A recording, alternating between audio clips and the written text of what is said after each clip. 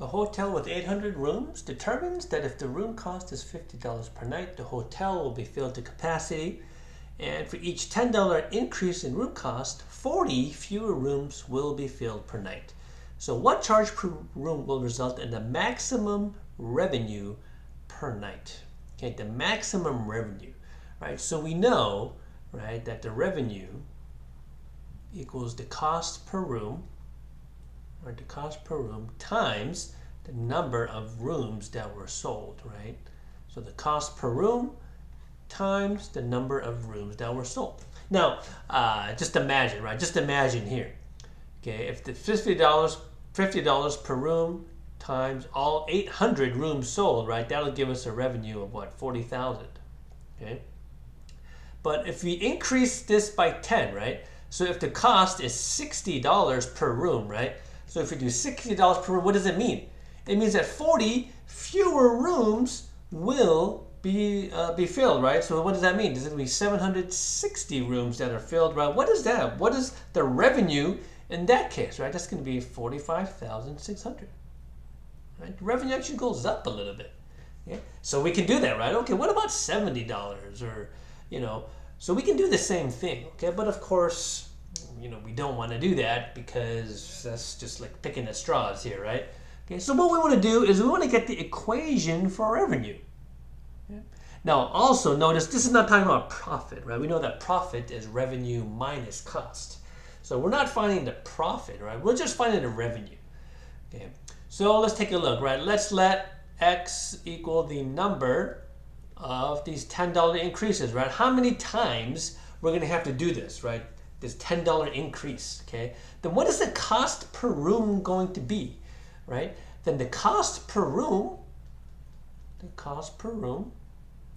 will be what? 50 plus 10x. However many of these that we have, right? What about the number of rooms, right? The number of rooms is going to be that 800 minus 40x. Okay, however many of these increases, $10 increase that we have, right? So then the revenue, right? The revenue would equal these two multiplied together, right? The 50 plus 10x times 800 minus 40x. And this is going to be our revenue. Now, well, to maximize this, we have to find the derivative of this guy.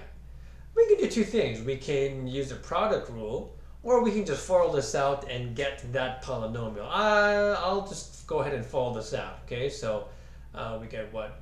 50 times 800, which is 40,000, minus 2,000x, right, plus 8,000x, minus 400x squared.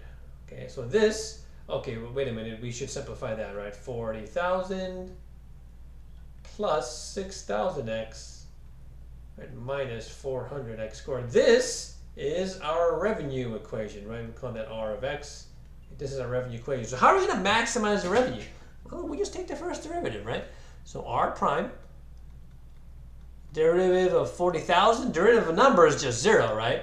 So we get 6,000 minus 800x. And how do we maximize this? We set equal to 0 and we solve. So 6,000 minus 800x equals 0. So we get 800x is equal to 6,000, and we'll just divide. So we get x, which is, remember, x is how many times we were going to increase the price by $10, right? So we get 6,000 divided by 800. Okay. Let's see. Let's reduce this, right? Let's knock off a couple zeros. So we get 60 over 8. We can divide each of these by 4 to get 15 over 2, which is about 7.5, right? So that would have to be, we're going to raise the price of this room by $70, right? So if the price of the room is the 50 plus 75, right? That's $125, right? That is going to give this hotel, right, the maximum revenue. Now, once again, they're not going to fill up all 800 rooms, right? But that's okay, because, well, the cost has gone up.